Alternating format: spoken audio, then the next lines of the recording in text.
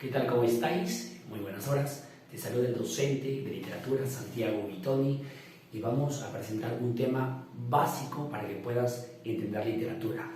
Los géneros literarios. A continuación, en la literatura vamos a encontrar 5 géneros tradicionales o clásicos. El género épico, el género lírico, el género dramático o teatro, el género narrativo y el último, el género didáctico. Si hablamos del género épico, vamos a encontrar 3 especies bien detalladas.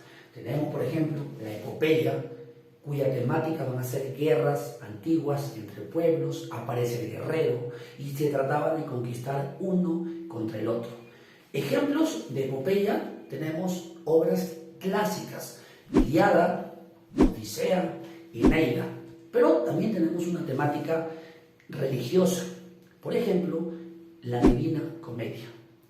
Si tocamos un ejemplo de un cantar de gesta, que es otra especie de género épico, vamos a encontrar que aparecen en el medievalismo o en la época medieval. Y tenemos que se pone de moda en Europa los caballeros, dentro del cantar de gesta. Por ejemplo, en España, el poema del Mío Cid, que se va a dar en un contexto de una reconquista española, y como protagonista tendrías a Rodrigo Díaz de Vivar. Y como último o última especie encontramos al poema épico, que es de los 3 el menos extenso y también tiene temática heroica y religiosa. Un claro ejemplo de temática religiosa tenemos la Cristiada de Fray Diego de Ojeda. Pasemos brevemente al siguiente género, el género lírico, subjetivo. En este género vamos a encontrar como protagonista el poeta, que va a tener inspiración o decepción. De acuerdo a la temática va a tener distintas formas de escribir poemas, y las especies son las siguientes. Encontramos la oda, que siempre se refiere a una alabanza en distintos temas, a la naturaleza, a un dios. El ejemplo más típico es una oda de Fray Luis de León, que es la vida retirada. Qué descansada vida, la del que huye del mundanal ruido. Ese es un ejemplo. Tenemos también la égloga, de temática pastoril. Por ejemplo, égloga de Salicio y Nemoroso, de Garcilaso de la Vega. También vamos a encontrar otra especie, la elegía, el yarabí y el epigrama, entre otras más. Si hablamos de la elegía, tenemos que reconocer que se habla de un dolor gigantesco por la muerte de un familiar, amigo, ser querido, o por una desgracia nacional. Tenemos los ejemplos, las coplas a la muerte de su padre, de Jorge Manrique. Bueno, ahí te pongo algunos ejemplos más. Hablemos del género dramático, que es conocido como el teatro. Sí, pues, uno de los más antiguos también.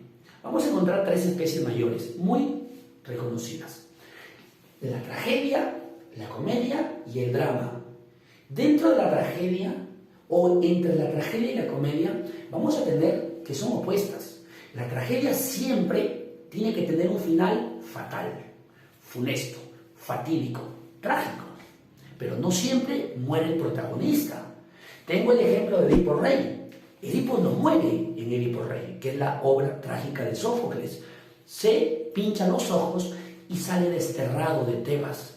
Claro ejemplo es que tiene un final fatal, pero el protagonista no muere. ¿En dónde se muere el protagonista? En Romeo y Julieta. Romeo, creyendo que Julieta estaba muerta, ingiere veneno. Julieta, al verlo muerto, con la espada o con la daga, se perfora el pecho, ¿no? Entonces ahí los protagonistas fallecen. En la comedia va a tener un final feliz, alegre. Dentro de esta comedia los personajes no son aristocráticos, ¿no? Vamos a tener personajes más populares. Su finalidad es hacer reír, entretener. Tengo ejemplos como el avaro de Molière, Ñacatita de Segura, Médico a palos del mismo Molière. Bueno, y tenemos por última especie mayor, el drama, que es una combinación. Empieza con hechos fatales, pero tiene un final feliz. No es una combinación de tragedia y comedia. Dentro del drama encontramos, por ejemplo, Fuente Ovejuna, que es un drama histórico, popular, nacional de España, y Lope de Vega es el autor. En Fuente Ovejuna hablamos de un abusivo comendador, que siempre se portaba como un tirano, como un sátrapa, dominaba y maltrataba a la pequeña villa de Fuenteovejuna, hasta que el pueblo se enoja, se revela y le da una muerte ejemplar, mostrando así que tenía su honor el pueblo, ¿no? Bueno, al final el rey termina perdonándolos. Tenemos también el Ollantay, que es el drama o la pieza incaica, donde habla del teatro español. También tiene temática parecida. No al Ollantay, pero tiene escenas trágicas, pero un final feliz. Y La vida de sueño, que es un drama filosófico de Calderón de la Barca. ¿Viste? ¿Qué te parece si hablamos del género narrativo? De los 5 es el que más me agrada. La novela, el cuento, la prosa, me encanta.